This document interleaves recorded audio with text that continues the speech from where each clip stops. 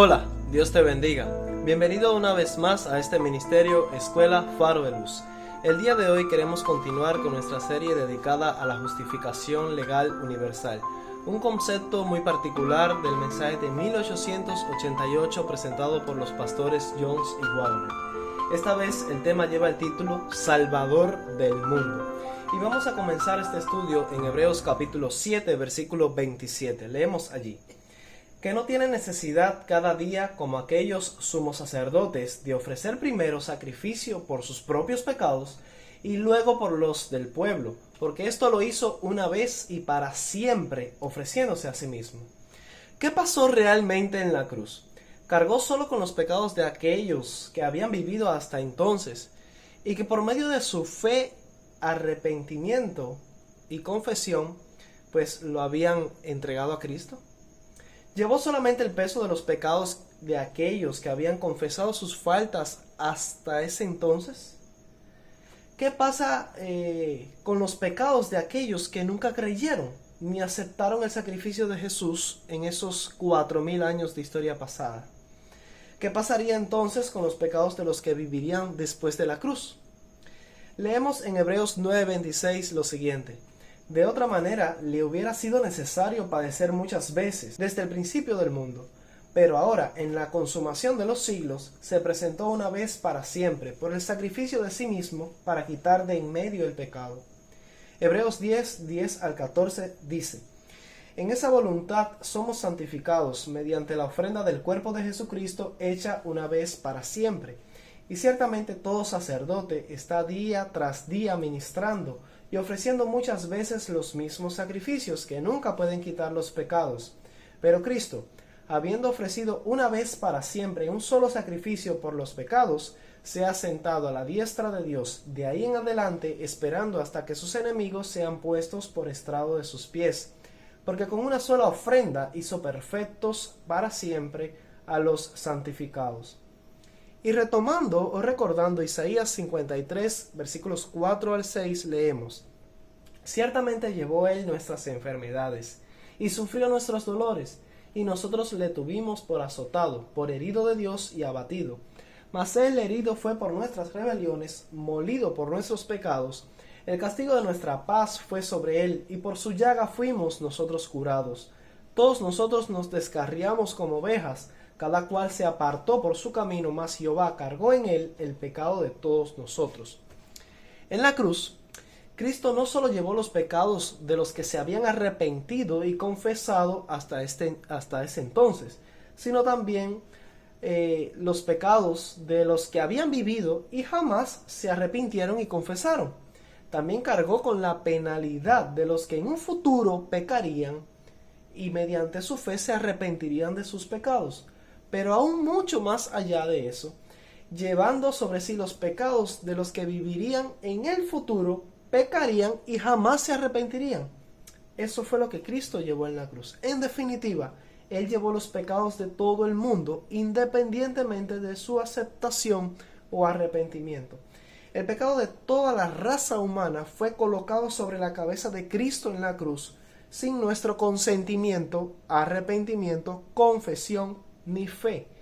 Dios no esperó a que el mundo entero viviera y confesara sus pecados para que Cristo los llevara y cargara sobre la cruz.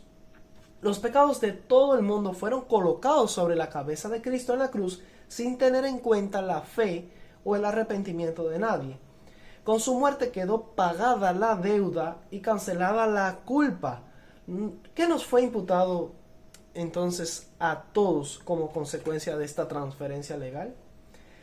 ¿Qué tal acerca de la fe y el arrepentimiento y el asunto del santuario? ¿Para qué sirven? Algunos preguntarán eso. Si ya la deuda de todo el mundo ha sido pagada, si ya la culpa de todos ha sido cancelada, si ya todos fuimos legalmente justificados y perdonados en la cruz, ¿qué pretende lograr la fe y el arrepentimiento? ¿Significa eso que todos se salvarán? ¿Significa eso que todos tendrán vida eterna al margen de sus decisiones y conducta? Pues obviamente no. Cuando Cristo murió en la cruz, experimentó la segunda muerte por todos. Los pecados del mundo entero fueron colocados sobre Cristo. mientras que por otro lado su justicia fue acreditada al mundo entero, cubriendo a todo pecador que vive o vivirá sobre la tierra. Así la humanidad quedó absuelta, libre o justificada de sus pecados. Dios perdonó al mundo en Cristo. El Padre colocó sobre él los pecados pasados, presentes y futuros de toda la humanidad. Pagó la penalidad de la ley en favor de la raza humana. Canceló nuestra culpa y pagó nuestra deuda. Entonces, ¿de qué sirve todo el servicio interno del santuario en favor del hombre y la expiación final? Lo que como adventistas hemos denominado la expiación final. La respuesta está en el mismo acto de reconciliación. ¿De qué sirve que Dios me ame, me perdone y se reconcilie Él conmigo si yo no me reconcilio con Dios, le amo y acepto su perdón? La reconciliación completa y final exige de ambas partes una cooperación entre ambas partes. Dios respeta el libre albedrío de las personas y valora la voluntad humana como algo inviolable. De nada vale todo lo que Dios ha hecho y entregado en favor del pecador si éste ignora la salvación o la redención ya efectuada en su favor. Cristo murió para darnos una segunda oportunidad de vida eterna, un tiempo de gracia en el cual seremos juzgados y analizados para ver si somos dignos de vivir eternamente con Él. La obra sumo sacerdotal de Cristo en el servicio interno del santuario celestial es para beneficio de los que aceptan y reciben la expiación hecha por ellos. En otras palabras, para los que personalmente llevan sus pecados al santuario para que se haga una expiación personal en favor suyo para vida eterna. Ahí está la justificación por la fe. Ese es el propósito de la justificación y es la parte subjetiva del Evangelio. Es aquí donde Dios nos juzga y determina si merecemos vivir eternamente o para siempre con Él. ¿Cómo se observa esto en la experiencia práctica? En términos prácticos, cuando un pecador reconoce en Cristo a un Salvador y cree por la fe que Cristo no solo murió por el mundo, sino que murió por él personalmente, entonces se produce el arrepentimiento y la justicia que viene el pecador por medio de la fe. El pecador es entonces declarado en los registros celestiales y hecho justo en su corazón, declarado justo y hecho justo. Su pecado es registrado y transferido al santuario y es entonces allí donde se lleva a cabo la reconciliación o la expiación final para ese pecador. Mediante ese acto el hombre se reconcilia entonces con Dios. El perdón de Dios es escrito al lado de cada pecado confesado y abandonado. La obra personal e individual de salvación a favor del pecador se lleva a cabo entonces dentro del santuario, mientras que todo lo necesario para salvar a la humanidad corporativamente fue hecho en el atrio, lo que llamaríamos el proceso de la cruz. Nótese que su pecado, o sea, el pecado de este pecador, no es entonces colocado sobre Cristo, sino transferido por la fe mediante la sangre de Cristo al santuario celestial, y el perdón que Cristo ofreció corporativamente al mundo es registrado y administrado al lado de su pecado como testimonio de que este pecador recibió el don, o sea, recibió el perdón, aceptó el regalo personalmente. Debe entenderse que el propósito de la justificación por la fe no es imputar entonces a Cristo algún pecado nuevo que no llevó o que no pagó en la cruz. Ya ese pecado por el cual nos arrepentimos y confesamos le fue imputado a Cristo en la cruz y también fue pagado entonces allí por la sangre de Cristo. Cuando leemos, por ejemplo, nuestra elevada vocación, página 124, párrafo 4, encontramos lo siguiente: el hombre no puede cometer ningún pecado por el cual no se haya hecho el pago en el Calvario. Así que no existe ningún pecado que se pueda cometer o confesar para el cual no se haya hecho ya una reconciliación, una expiación en la cruz. Así que cuando un pecador se arrepiente, no está sacrificando nuevamente a Cristo para sí mismo, sino que está reconociendo lo que ya Cristo hizo por él, o sea, llevar todos sus pecados y pagarlos sobre la cruz. No está colocando recientemente su pecado sobre Jesús. Ya Jesús llevó el peso de ese pecado. Jehová cargó en él el pecado de todos nosotros, dice la Biblia, y lo pagó con su muerte. Entonces, ¿qué sucede precisamente en la justificación por la fe? Pues se lleva en los registros celestiales tu aceptación personal del sacrificio y muerte de Jesús, además de tu conversión y nuevo nacimiento. En otras palabras, tu reconciliación personal con Dios, tu respuesta en agradecimiento a Dios, ya que la justificación por la fe es una experiencia vivencial.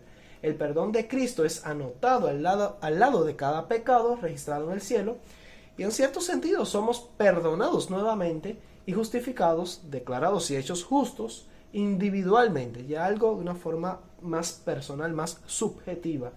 Dios en Cristo se reconcilió legalmente con el mundo, pero el mundo debe también reconciliarse con Dios para que la reconciliación, expiación, esté completa y terminada. En otras palabras, la justicia que viene por la fe es para que lo que Cristo logró para toda la humanidad, temporalmente en la cruz, sea efectivo eternamente para ti y para mí. De ahí que el Evangelio de la Salvación reconoce una obra objetiva en la cruz, pero que tiene un efecto temporal, y una obra subjetiva en el santuario que tiene una determinación eterna para el destino del individuo. Leemos en la Biblia lo siguiente en 1 Timoteo 4:10, que por esto mismo trabajamos y sufrimos oprobio, porque esperamos en el Dios viviente, que es el Salvador de todos los hombres, mayormente de los que creen. Ahora podemos entender que Cristo es efectivamente el Salvador de todos los hombres, sin embargo, de una forma especial y específica para aquellos que creen. En la cruz fue el Salvador de todos los hombres, pero su ministerio en el santuario es mayormente para los que creen. No se trata de que Cristo puede llegar a ser tu Salvador si tú crees, sino que Él es efectivamente tu Salvador, ya es tu Salvador, el Salvador de todos. Hay un sentido en el que Cristo es el Salvador, pues mayormente de los que creen en Él, y esto lo entendemos por el ministerio sumo sacerdotal de Cristo en el santuario. Eso lo podemos entender en base a lo que hemos estado analizando hasta aquí. Nadie será salvo por la eternidad finalmente porque Cristo le amó y se entregó por él e hizo una propiciación por él en la cruz. Si no viene la reconciliación por parte del pecador, no habrá vida eterna para los pecadores. Solo tendrán por efecto la vida temporal. Podemos entender entonces, en base a qué viene la vida temporal y la vida eterna, cuál es la causa, la razón de ser de estos dos elementos del Evangelio, de qué depende. La vida temporal que tiene el pecador, la vida actual, la vida que tú puedes disfrutar, que ves este video, y la vida que yo tengo actualmente, es en virtud de la reconciliación que Cristo hizo o efectuó allí en la cruz para todos. Ahora, la vida eterna depende de nuestra reconciliación en respuesta a su benignidad. Que Cristo es efectivamente el Salvador de todo el mundo, de todos los hombres, se lee claramente en la Biblia. Si usted va allí a Juan 4:42, vas a leer: y decían a la mujer, ya no creemos solamente por tu dicho, porque nosotros mismos hemos oído y sabemos que verdaderamente este es el Salvador del mundo, el Cristo. Primera de Juan 4:14 añade: y nosotros hemos visto y testificamos que el Padre ha enviado al Hijo, el Salvador del mundo. Primera de Timoteo 1:15, palabra fiel y digna de ser recibida por todos, que Cristo Jesús vino al mundo para salvar a los pecadores, de los cuales yo soy el primero. Así que Cristo vino al mundo para salvar a los pecadores. ¿Cumplió o no cumplió Cristo con esta tarea? Yo creo que es evidente que la cumplió. Por supuesto que la cumplió. Cristo salvó a todo el mundo cuando vino. Salvó a la humanidad. No dejó esta tarea sin cumplir. Dios hizo en Cristo todo lo que era posible hacer para salvar al pecador. El resto depende de nuestra respuesta a ello. Está muy bien representado entonces el hecho de que la salvación es un don, un regalo que ha sido colocado a disposición de todos sobre la tierra. O sea, todos la tienen en sus manos. De hecho, no ha muerto ya, nadie ha muerto la segunda muerte, porque Cristo Él lo salvó de la muerte segunda, de la muerte eterna. Él la experimentó por nosotros. No necesitamos, nadie necesita por qué sufrir la muerte eterna. Solo basta con creer, aceptar y recibir lo que ya tiene nuestro nombre, lo que se nos ha dado, lo que ya ha sido comprado para cada uno de nosotros, la libertad, la vida. El espíritu de profecía lo confirma así, y voy a terminar con algunas declaraciones de la hermana White. En Mensajes Selectos, tomo 1, la página 326, el párrafo 1, leemos: el Salvador del mundo se convirtió en pecado por la raza humana. Así que está claro, la hermana White presenta a Cristo allí como el Salvador del mundo. El Eco de la Biblia, 8 de enero de 1894, párrafo 3, dice: el Redentor del mundo estima el valor del alma humana por el precio que ha pagado por ella en el Calvario. Así que Cristo es el Salvador del mundo y es el Redentor del mundo. Review and Herald, 5 de marzo de 1901, párrafo 8, dice: Cristo es la luz que ilumina a todo hombre que viene al mundo. Nótese que no es a algunos pocos, sino a todos los hombres que vienen al mundo. Todos nacen iluminados por la luz de Cristo. Cristo es la luz que ilumina a todo hombre que llega y que nace en este mundo. Desde Adán, a través de la era patriarcal, esta luz aclaró el camino al cielo. Cristo fue tan verdaderamente un Salvador antes como después de su encarnación. En el mismo momento de la transgresión y la apostasía comenzó su obra, trabajando por la salvación del hombre con una actividad igual a la de Dios. En el libro El deseado de todas las gentes, un libro muy valioso y que seguro tú puedes tener a tu alcance, la página 518, el párrafo 3 y el párrafo 4 se lee: las palabras dichas con indignación: ¿por qué se pierde esto?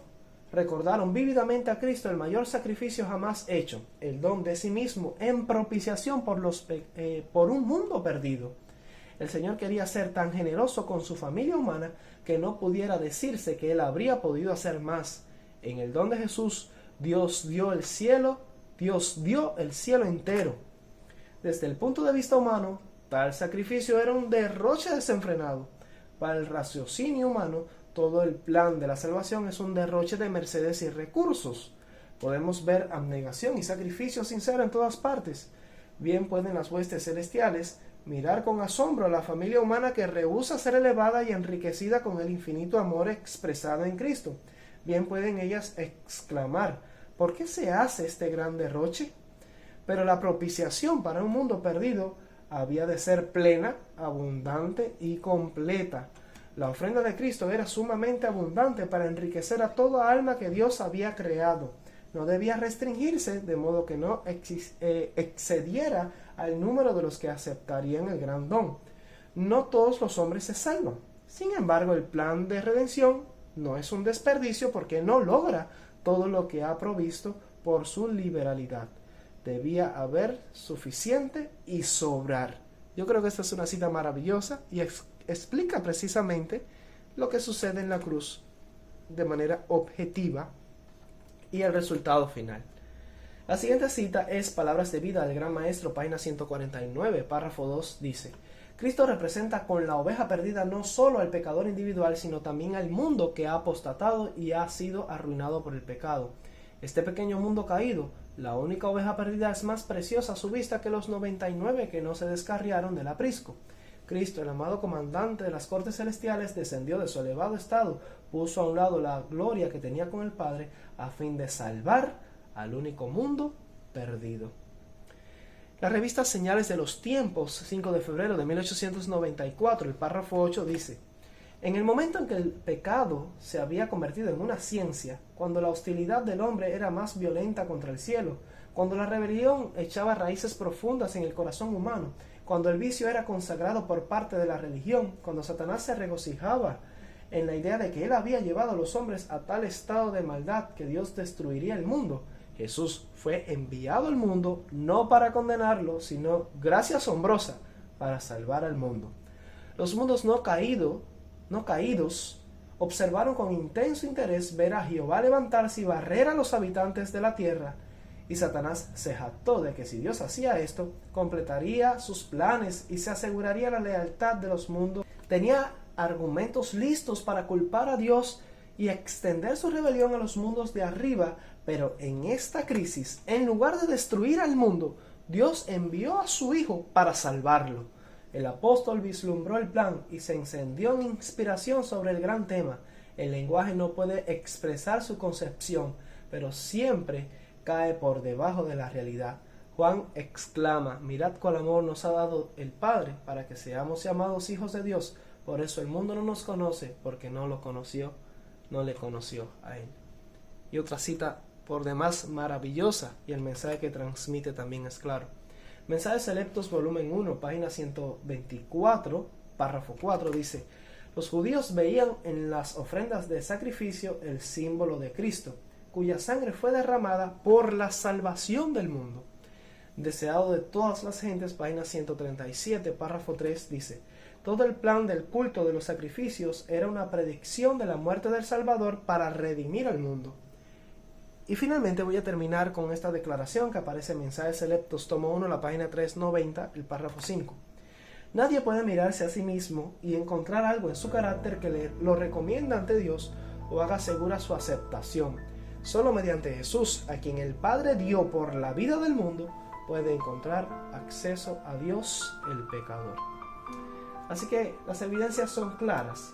Tanto la Biblia como el espíritu de profecía demuestran que Cristo hizo un sacrificio único, una vez y para siempre, un sacrificio por la vida del mundo, para salvar al mundo, y así se convirtió en el Salvador del mundo. Cristo es el Salvador del mundo, y si realmente Él es el Salvador del mundo, eso nos lleva como consecuencia a nuestro próximo tema, y es que Cristo, pues, si es el Salvador del mundo, es porque Él salvó al mundo. Salvó al mundo será el título de nuestro próximo tema, y vamos a seguir presentando más evidencias tanto de la Biblia como del espíritu de profecía sobre esta gran verdad del Evangelio. Dios te bendiga. Maranata.